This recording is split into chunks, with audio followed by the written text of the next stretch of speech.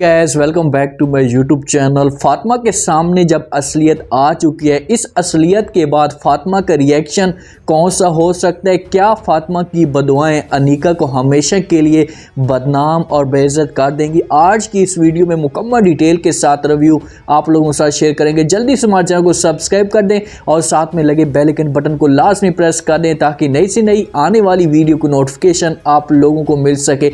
फातिमा के सामने जब से असलियत आई, फातिमा अंदर से मुकम्मल तौर पर टूट चुकी है। वो जीना भी नहीं चाहती, मुतहर के साथ उससे बिल्कुल नफरत हो चुकी है। मुतहर की वो शक्ल नहीं देखना चाहती, सिर्फ और सिर्फ इस उम्मीद पे वो इस जगह पर कायम है कि उसका जो बच्चा है वो इस दुनिया में आएगा और उसको सहारा चाहिए। अगर वो यहाँ से चली जाती है उसके बच्चे को नुकसान हो सकता है और इसी वो उम्मीद पे बच जाती है कि मेरा बच्चा यहाँ पर आकर मेरी सपोर्ट करेगा या मेरा साथ देने के लिए तैयार होगा। लेकिन मुतहर से ये सब कुछ फातिमा की जो परेशानी है वो नहीं देखी जाती। वो चाहता है कि फातिमा भी मेरे साथ रहे, अनीका भी मेरे साथ रहे, दोनों मेरे साथ रहे और हो सकता है जहाँ पर तीसरी भी उसका साथ में आ जाए। वो फातिमा के पास जाता है, फातिमा अपने कमरे में हर वक्त मौजूद होती है, ना ही वो किसी के साथ बात करती है क्योंकि उसका जो नफरत है, बाहर जाना उसका दिल है वो भाग चुका होता है, तो अपने कमरे में मौजूद होती है। जैसी मुतहर उसके पास जाता है, मुतहर उसे बहकाना चाहता है, उसे चाहता है कि मैं इसे अपनी बातों में बहला सकूं, ये मासूम सी है, मैं उसके सामने थोड़ा सा इमोशनल होऊंगा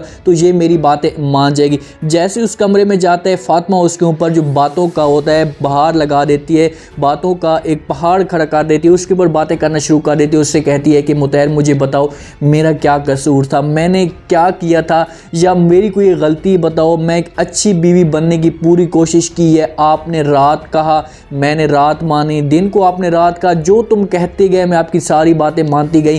क्या कमी थी मुझ में जो आपने मेरे साथ इतना बड़ा धोखा किया? फातिमा के बेइंतहा आंसू जा रहे होते हैं। मुतहर उसके सामने थोड़ा सा इमोशनल हो जाता है, उससे कहते हैं कि फातिमा आपकी जो जगह है, आपकी जो सीट है, आपका जो ये बेड है, इसकी जगह कोई भी नहीं ले सकता। मैं आपके साथ बेपनाह मोहब्बत करता हूँ। फातिमा उससे कहती है कि मैं ऐसी मोहब्बत के ऊपर थूकती हूँ। यहाँ पर जो फातिमा उसे जवाब देती है बड़े कमाल के जवाब देती है। इस जगह पर फातिमा उसे सही तरह एक गुस्से में जवाब देती है, उससे कहती है कि मुझे आपकी मोहब्बत नहीं चाहिए और ये मोहब्बत तुम अपने पास ही रखो और जाकर तुम ये सारी मोहब्बत अनीका के साथ करो। मुतहर ये सारी बातें शर्मिंदा होकर सुन रहे होते हैं, अपना सर नीचे करके सुन रहे होते हैं क्योंकि यहाँ पर मुतहर के पास कोई जवाब नहीं होता। अगर उसे और भी ज़्यादा इस तरह की बातें करता क्योंकि उसने गलती की है, उसको पता है कि मैंने ये गलती की है और मुझे इसकी सज़ा मिलेगी। तो फातिमा इस तरीके से इस घर से अब निकलना चाहती है। वो चाहती है कि जब इस घर में अनीका आ चुकी है या इस घर में अनीका रहना चाहती है तो मेरा यहाँ पर रहने का अब कोई भी हक नहीं है। कि दादी अम्मा को जैसे ही पता चलता है कि फातिमा और मुतहर के आपस में जो है नफ़रत बढ़ना शुरू हो चुकी है तो और वो फातिमा की जो मासूमियत होती है वो उससे बड़ी मोहब्बत करती है। वो चाहती है कि मैं किसी भी सूरत में फातिमा को यहाँ से ना जाने दूँ। एक बंदा होता है ना, आपने देखा होगा हकीकत ज़िंदगी में भी, किसी भी इंसान के साथ उससे जब मोहब्बत हो जाती है, उसकी मुस्कुराहट के साथ मोहब्बत हो जाती है तो वो उसे नहीं खोना चाहता, उसकी गलतियों को भी वो ख़त्म करना चाहता है। तो फ़ौरन वो वहाँ से गुस्से से निकल पड़ती है और जाती है मंसूर साहब के पास और नसीन बेगम के पास। जैसे मंसूर और नसीन बेगम उसे देखते हैं तो वो बड़े परेशान हो जाते हैं कि भाई ये अकेली अकेली इस हालत में कैसे आ चुकी है। वहाँ पर ऐसे बातें बताना शुरू कर देती है। उससे कहती है कि उस बेशरम लड़की को समझाना था, आपने उस लोगों को या उस लड़की को इतनी नसीहत नहीं की थी कि एक दफ़ा फातिमा का जहाँ पर बच्चा आ जाता उसके बाद ये असलियत आती तो वो अलहदा बात थी। अब ये सारी असलियत इनके सामने, फातिमा के सामने आ चुकी है। अब फातिमा की जो हालत है वो मुझसे देखी नहीं जाती। अगर आप लोग मेरी बात पे यकीन नहीं करते तो आप जाएं और जाकर फातिमा की हालत देखें। नसीन बेगम जैसे ये अल्फाज सुनती है कि नसीन बेगम को पहले नहीं पता होता, ना ही मंसूर को पता होता है कि फातिमा के सामने जो असलियत है वो अभी तक नहीं है। नसीन बेगम ये सारी बातें सुनती है तो वो भी बड़ी परेशान हो जाती कि अब किस तरीके से फातिमा को कंट्रोल किया जाए क्योंकि फातिमा ने परेशान होना है, उसकी हालत ख़राब होगी तो उसके बाद जो उसका जो बच्चा है उसकी भी हालत ख़राब होगी।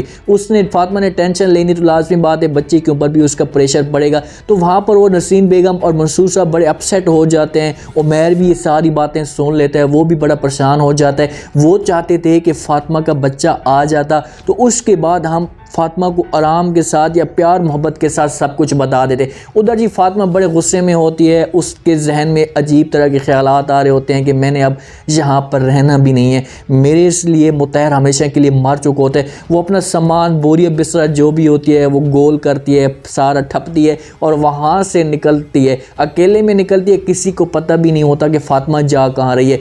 जैसे ही जाती है अपने घर में, अपने अब्बू के कमरे में जाती है तो नसीन बेगम उसे देखती है तो बड़ी परेशान हो जाती है, उसके पास फ़ौरन भाग कर चली जाती है। फातिमा के पास कोई भी नहीं होता। पहले उसे फातिमा को मुतहर छोड़ कर आता था या उसकी जो सास होती है वो उसके साथ आती थी। इस वक्त जो फातिमा है वो अकेली जा रही है और उस वक्त फातिमा की जो हालत होती है वो भी ख़राब होती है, एंड पे आई होती है, बच्चा आने वाला होता है। तो नसीन बेगम उसके पास जाती है, उसके ऊपर सवाल करना शुरू कर देती है, उससे कहती है कि बेटा तुम इस वक्त किस हालत में हो, तुम्हें क्या यहाँ पर मुतहर जो है छोड़ कर नहीं आया, या उसे कहना था या किसी और को यहाँ पर बता देती, यहाँ से तुम्हें लेकर आ जाता हूँ। नसीन बेगम और मुतहर फातिमा के पास ही मौजूद होते हैं। जब नसीन बेगम फातिमा के ऊपर ये सवाल करती है, उससे कहती है कि बेटा तुम यहाँ पर अकेली आई हो, क्या तुम्हें मुतहर छोड़कर नहीं गया। तो इस तरीके से उमैर को एक पॉइंट मिल चुका होता है, उसे एक नुक्ता मिल चुका होता है और उसके ऊपर वो बात कर देता है। उससे कहता है कि जो हम सफ़र ज़िंदगी में धोखा दे दे उससे बेहतर है कि अलहदा ही सफ़र किए जाए या अकेले में ही सफ़र किए जाए।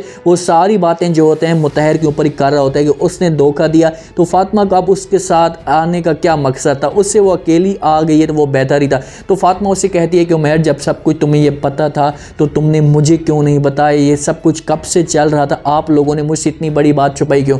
तो वहाँ पर उमैर उससे कहता है कि उस बात का मुझे भी छुपाना मेरा हक बनता था, उन लोगों का हक बनता था, उन्होंने ठीक किया कि इससे ये सारी बातें छुपाई हैं, अगर इसे बताते तो उस वक्त और भी हालत ख़राब हो चुकी थी। और उससे कहता है कि ये सब कुछ जो इनका चक्कर चल रहा था ये सारा कुछ शादी वाले दिन ही हुआ है, शादी वाले दिन इन्होंने मंगनी की है, आपस में अपनी मोहब्बत का जो इजहार है वो किया और शादी जो ख़त्म हुई है इसी वजह से हुई है। तो फातिमा को ये सब कुछ पहले से ही पता होता है कि शादी अब जो ख़त्म हुई थी, जब इन दोनों का आपस में मंगनी हुई है या सामने आ चुकी है असलियत, तो शादी भी लाजमी बात इसी वजह से ख़त्म हो गई है ना। तो फातिमा इनकी जो सारी बातें होती हैं बड़े हैरान और परेशान होकर सुन रही होती है, उसकी जो पाँव तले ज़मीन निकल गई होती है कि यार देखो इन लोगों ने मुझसे नहीं छुपाना था, अगर ये मुझे पहले बता देते तो मैं जाकर मुतहर को किसी भी सूरत में राज़ी करने की कोशिश करती, उसको समझाती और हो सकता है कि मुतहर उस वक्त अनीका को छोड़ दे। फातिमा से ये सारी बातें बर्दाश्त नहीं होती और गुस्से से वो चली जाती है अनीका के पास।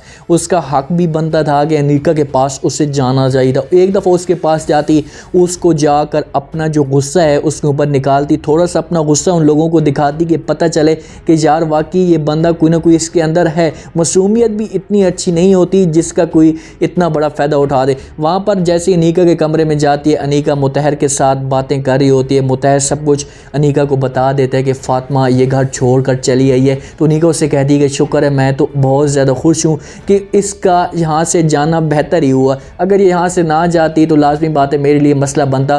तो जैसे ही फातिमा की आवाज़ सुनती है तो कॉल काटती है और फातिमा की तरफ देखना शुरू कर देती है। फातिमा उससे कहती है कि अनीका तुमने जो मेरी ज़िंदगी के साथ किया है, मैं तुम्हें आज इतना बता दूं या आज मैं तुम्हें इतना कह दूं कि कभी भी तुम अपनी ज़िंदगी में खुश नहीं रह पाओगी, मेरी तुम्हें ये बदवा है। देखो कि अनीका को वो बदवा दे रही होती है, लेकिन अनीका उसकी सारी बदवाएं इस हिसाब से सुन रही होती है कि उसे कोई भी फ़र्क नहीं पड़ रहा या उसे किसी किस्म की कोई भी परेशानी नहीं है, क्योंकि अनीका को बदवाएं फ़िलहाल तो कुछ भी नहीं कहेंगी। जब एक वक्त गुजरेगा या एक टाइम गुजरेगा उसके बाद जो अनीका को बदवाएं ऐसा लगना शुरू हो जाएंगी। अनीका के साथ ऐसी होगा, फातिमा से बदवाएं देकर चली जाती है, अनीका अंदर से बहुत ज़्यादा खुश हो जाती है कि अब मेरा जो मसला है वो हल हो चुका है। मैंने आपको पहले भी बता दिया था कि नसीन बेगम पूरा आप सपोर्ट कर रही है कि अनीका मेरी बहू बने, फातिमा का बच्चा हो या जो कुछ भी है, उसके बाद फातिमा को हमेशा के लिए मुतहर छोड़ दे। सुल्ताना बेगम अंदर से जो अपने हैं काम है वो ऐसा ऐसा करना शुरू हो चुकी है, वो ऐसा ऐसा सैमा बेगम के साथ मिलती है, उसकी तरफदारी करती है।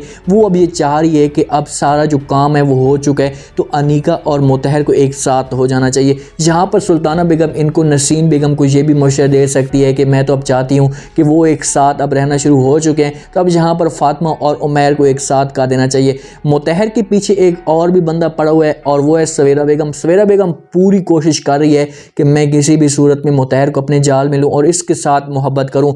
मुतहर अब लालची बन चुका है, लालची बात है, उसके ऊपर ऐसा ऐसा अपनी हर चीज़ वार करती जा रही है, उससे गाड़ियाँ देती जा रही है, उससे घर दिया और उसकी पेमेंट, उससे पैसा सब कुछ देती जा रही, तो लास्ट में बात है वो भी इसकी लालच में आ जाएगा और इसके साथ भी वो शादी करेगा। और उसके बाद जो अनीका की जजा और सज़ा के दिन शुरू हो जाएंगे। अनीका की इस घर में रहन सहन, इसका बात करने का अंदाज, सैमा बेगम को ये सब कुछ बर्दाश्त नहीं होगा। तो इस तरीके से सैमा बेगम को भी अपनी गलती का एहसास होगा और मुतहर को भी अपनी गलती का एहसास होगा। उम्मीद है आज का ये रिव्यू, आज का ये प्रोमो आप लोगों को पसंद आया होगा।